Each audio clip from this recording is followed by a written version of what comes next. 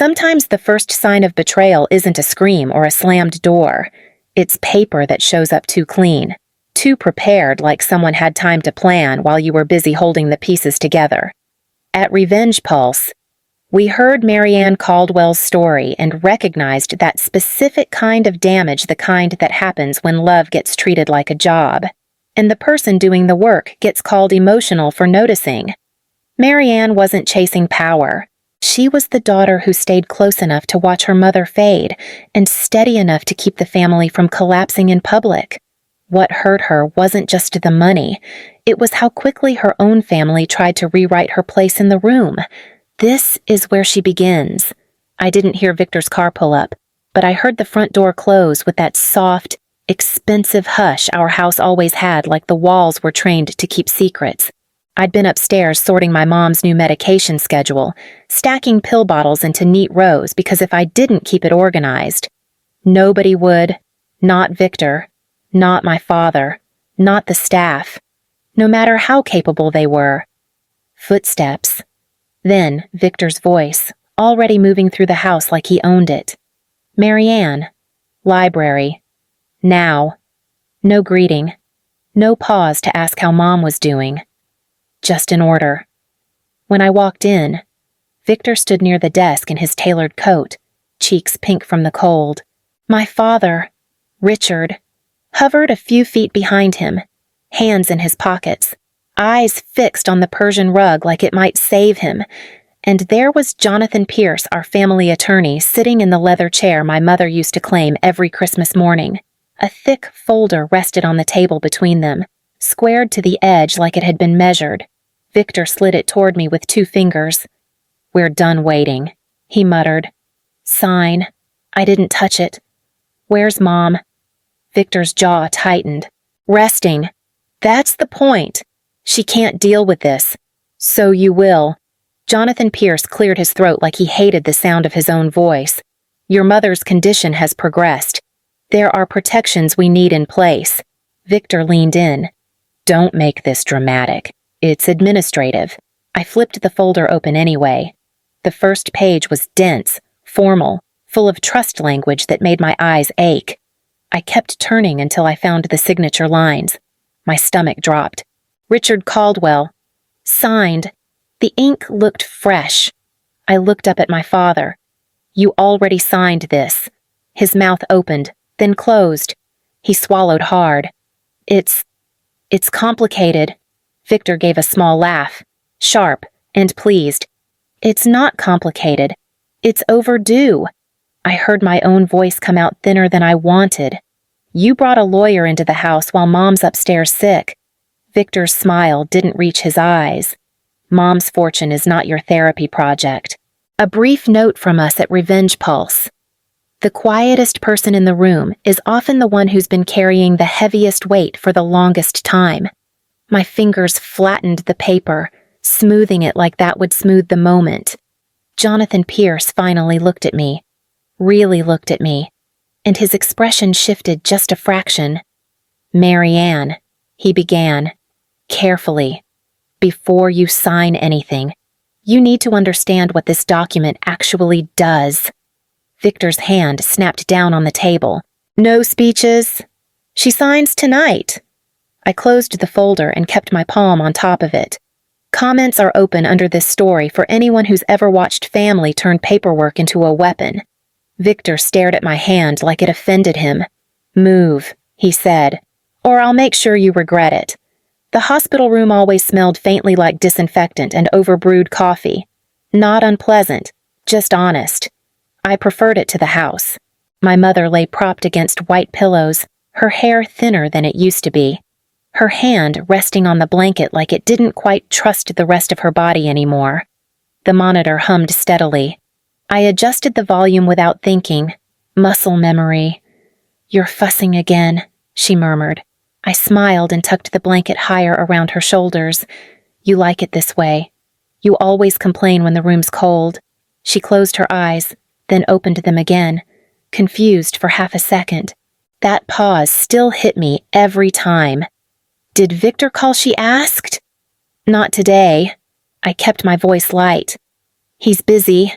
That was the word I always used. Busy. It covered a lot. The nurse came in to check vitals. I stepped back, handed over the medication list I'd updated that morning, complete with dosage changes and notes from the neurologist. The nurse glanced at it, nodded once. Impressed. "You're very organized," she remarked. "I have to be." After she left, my mother reached for my wrist. Her grip was weaker than before, but it was deliberate. "Don't let them rush you," she whispered. "Your brother. He likes to rush." I swallowed. "I know." She drifted off after that, the kind of sleep that wasn't quite rest. I sat there longer than I needed to, listening to the machine, watching the rise and fall of her chest. When I finally left, it was dark outside. My phone buzzed in the elevator. "Victor." I didn't answer. Another message followed, then another. "Dad wants this settled. You're making it harder than it needs to be." I stood in the lobby for a moment, reading the screen, then slid the phone back into my coat pocket. We've heard many stories begin this way, with one person staying behind while others move on and still expect the benefits of having stayed. Back at the house, the staff had already turned down the lights. Dinner sat untouched in the kitchen, covered and cooling. I packed it away, rinsed the sink, checked the security panel, then went upstairs to the small office off the hall. The drawer stuck for a second before opening. Inside were folders I hoped I'd never need. Medical directives, power of attorney, copies of signatures recorded when my mother was clear, alert, and very much herself. I rested my hand on the top file and didn't open it yet. From downstairs, I heard my father's footsteps. Slow, careful, like he didn't want to be noticed in his own house.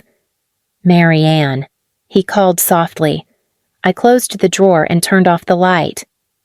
"I'm here." He stood at the bottom of the stairs, looking older than he had a month ago. "We'll talk tomorrow," he offered. After everyone's calmer, I nodded once. Tomorrow, but I already knew this wasn't going to wait. Victor cornered me the next morning before I could finish my coffee. He stood at the kitchen island, scrolling on his phone like he was waiting for a driver. Not his sister. My father sat at the table with the paper folded neatly in front of him. Untouched. "You didn't sign," Victor remarked. Eyes still down. "I read," I replied, setting my mug aside. He finally looked up. "That's not what we agreed on." "We didn't agree on anything." Victor exhaled through his nose. Slow and controlled. "You're dragging this out because you're tired. Because you're emotional." "That's understandable." "Marianne, you've been very involved." "Involved?" I repeated. My father cleared his throat. "Your brother's just trying to make sure things don't spiral." I turned to him. By pushing paperwork in the middle of the night, Victor stepped closer. By preventing mistakes. "You're not built for this kind of decision-making. You manage details. That's your strength. This," he gestured vaguely, "is strategy." I felt my jaw tighten. I didn't raise my voice. I didn't need to. "You were gone," I reminded him. When Mom forgot where she was. When she stopped recognizing the staff. When the doctor asked who was authorized to decide. "That's not the point. It is to me." Victor's smile thinned. "You have until tonight. Jonathan's flying out tomorrow. If this isn't signed, things get complicated." My father stared at the table. "And if I don't?" I asked quietly. Victor leaned in, lowering his voice. Then we stopped being patient. For a moment, no one spoke. The refrigerator hummed. The clock over the sink ticked. We've noticed that deadlines inside families rarely come from urgency. They come from fear of losing control. Victor straightened, already done with the conversation. "You're the gate, Marianne. Don't pretend you don't know that." The word stuck with me after he left. Gate. I waited until the front door closed, then reached for the folder he'd left behind. This time, I didn't skim. I followed the clauses line by line, slower than he expected. slower than he wanted. That's when I saw it. A section buried deep. Incapacity trigger. Successor authority. My chest tightened, not with panic, but recognition. Upstairs, my mother called out my name, confused and small.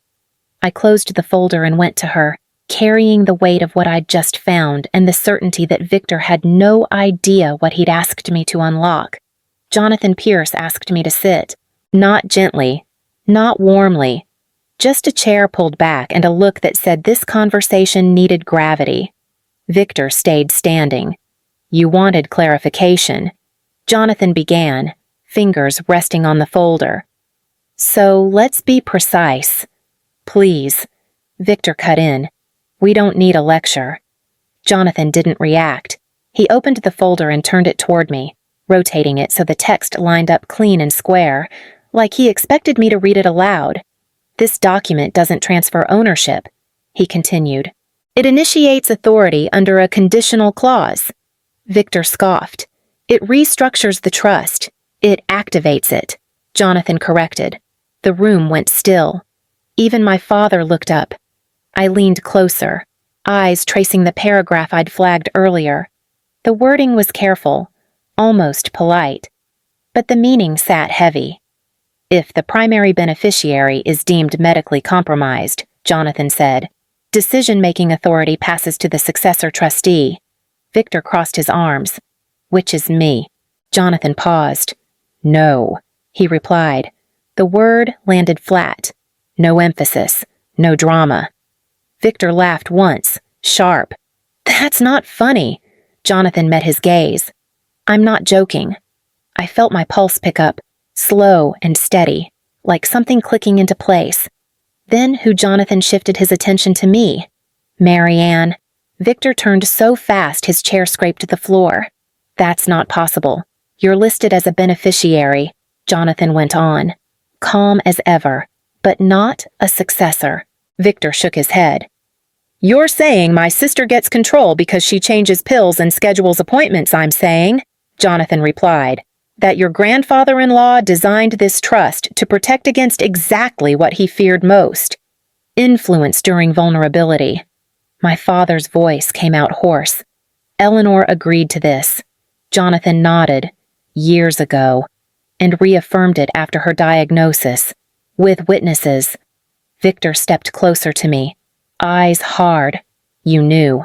I answered. There's a difference. He leaned in. You're the gate. The word again. We've seen moments like this before, when one person realizes the rules they've been enforcing were never written for them. Jonathan closed the folder gently. If Marianne signs, the authority shifts immediately. Financial access, residency decisions, oversight. Victor stared at the papers like they'd betrayed him.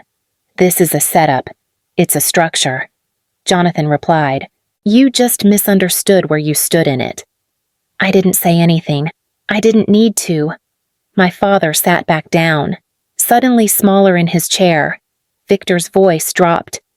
If you do this, you're choosing sides. I gathered the folder and held it to my chest. I didn't make the choice. I stayed. No one followed me when I left the room.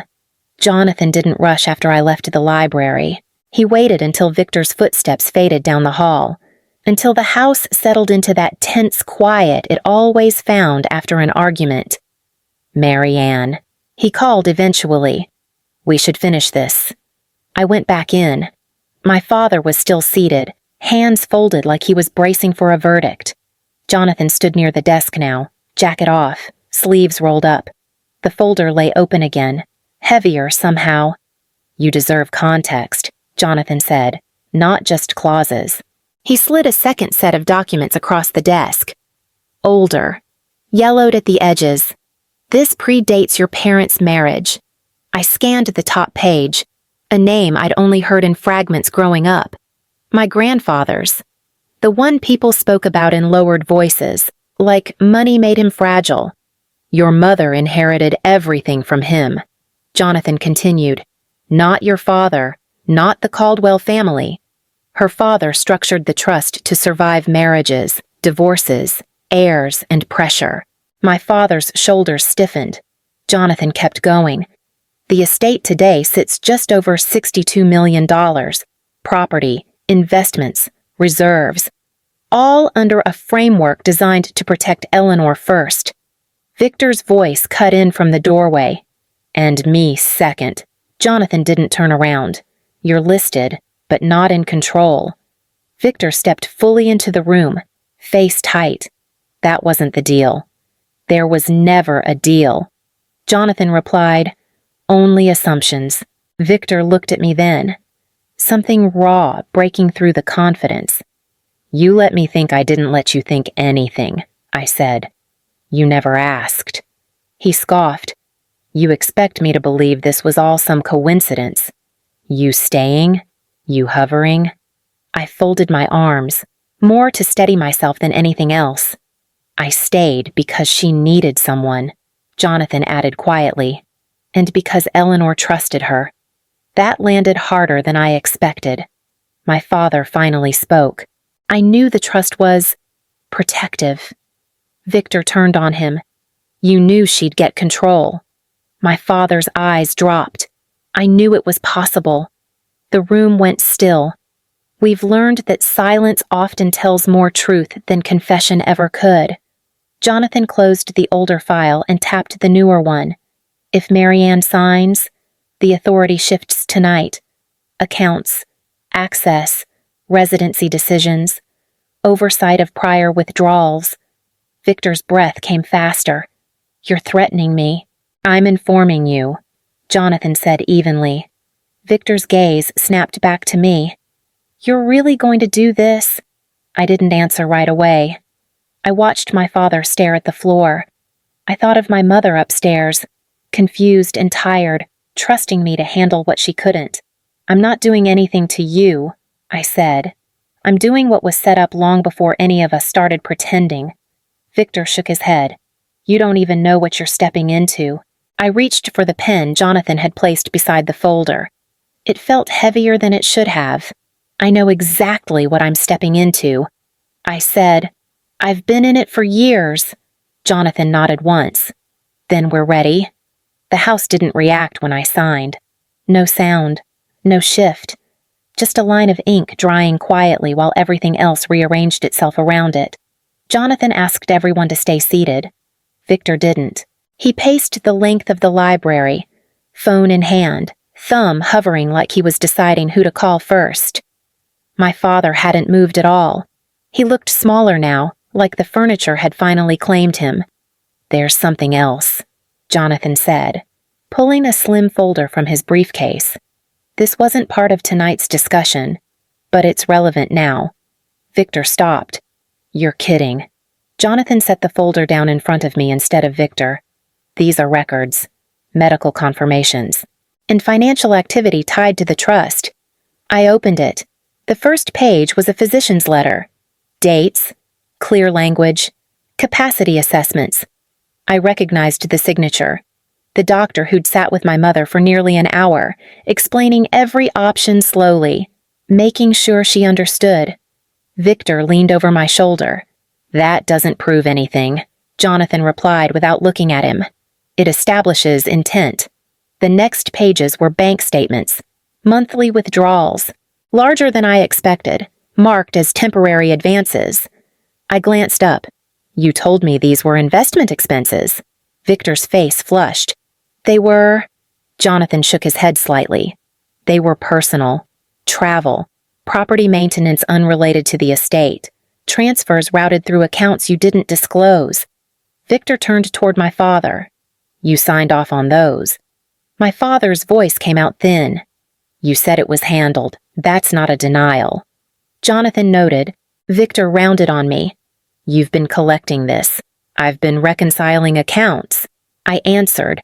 Someone had to. You were spying. I was doing the work. Victor laughed, sharp and brittle. You're enjoying this. Something in me went quiet. I'm tired. We've listened long enough to recognize that moment when anger gives way to exhaustion, and the room changes with it. Jonathan folded his hands. as successor trustee, Marianne has the right to review and respond to prior activity, including misuse. Victor's voice dropped. So what now? You freeze me out. I looked at the folder again, then closed it. Not yet. My father finally spoke. I knew you were taking money. I didn't know how much. Victor stared at him. You let her dig. My father didn't answer. Jonathan waited. Patient. Marianne. You'll need to decide how to proceed. I stood, the folder tucked under my arm. I need to speak with my mother first. Victor scoffed. She doesn't even remember what day it is. I turned back to him. She remembers who stayed. No one followed me upstairs. The house felt different now. Not louder. Just clearer. Jonathan waited until I came back downstairs. Victor was by the window now, arms crossed, staring out at the driveway like he was already planning his exit. My father sat where I'd left him, hands clasped so tight his knuckles had gone pale. Jonathan spoke first. Marianne is now authorized to make residency decisions. Victor laughed under his breath. Of course you are. I didn't raise my voice. You have 48 hours. The room shifted, not loud, just sharp. Victor turned slowly. 48 hours for what? To pack what belongs to you. I answered. Clothes, personal items, anything you paid for yourself. And the rest. The house stays. The cars stay. Access to the accounts is suspended as of tonight. Victor stepped closer. You don't get to do this. I do. You're punishing me. I'm stopping you, Jonathan added. Steady. Your inheritance will be moved into a restricted trust. Monthly distributions. Oversight. No discretionary withdrawals. Victor's jaw tightened. You planned this. I planned nothing, I replied. I responded. He shook his head, disbelief giving way to anger. You were always the quiet one, the helper. Now you're pretending to be in charge. I am in charge. The words landed heavier than I expected. We've noticed how power often sounds smallest when it finally belongs to the right person. Victor looked past me toward my father. You're just going to let her do this. My father didn't answer right away. When he did, his voice was barely there. You went too far. Victor scoffed. So that's it. You choose her. My father closed his eyes. I chose not to stop you before. Jonathan glanced at his watch. The countdown starts now. Victor grabbed his coat from the chair. Movements sharp, rushed. You'll regret this. I met his gaze. You already did. He stormed out without another word. The door closed hard enough to echo through the hall. My father stayed seated. His voice cracked. And me. I didn't answer yet. I needed the silence to settle first. My father didn't look up when I spoke. You have 7 days, I told him. Not 48. His shoulders sagged, like he'd been holding them up on purpose until now. That's generous. It's measured. He nodded slowly. Where am I supposed to go? I'll have Jonathan arrange temporary housing. I answered. Something nearby. You don't need to rush. He let out a short, broken sound that might have been a laugh. You're still taking care of me. I didn't respond to that. I walked to the sideboard and poured a glass of water, took a sip, then set it down untouched. You knew what Victor was doing. I continued. You didn't stop it. His hands shook as he rubbed them together. I thought it would pass. I thought if I stayed quiet, that's the problem. I cut in. You stayed quiet. His eyes filled. Fast and unexpected. I didn't think it would be you. I didn't either. We've seen moments like this before, when someone realizes that in choosing comfort, they also chose a side. He stood slowly, joints stiff. I'll pack my things. Only what's yours, I reminded him. The rest stays. He nodded again. Smaller this time. 7 days. 7 days. He paused at the doorway. hand on the frame like he might memorize the shape of it. Your mother would be proud. I didn't answer. I went upstairs instead, where the house was quiet and my mother was asleep, breathing steady, unaware that the walls around her were finally holding firm. The house felt different once they were gone. Not empty, just settled.